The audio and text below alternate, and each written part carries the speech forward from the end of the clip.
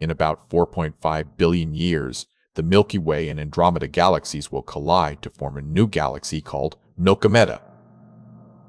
Today, we're diving deep into this cosmic event. The Milky Way and Andromeda are two of the largest galaxies in our local group, each containing billions of stars. They're on a collision course due to gravitational forces. This collision is expected to occur about 4 billion years from now, when the two galaxies will merge into one gigantic elliptical galaxy known as Milkomeda. Despite the massive scale of this collision, individual stars are so spaced out that direct collisions between them are improbable. However, gravitational interactions will cause significant changes. The merging process will take several billion years.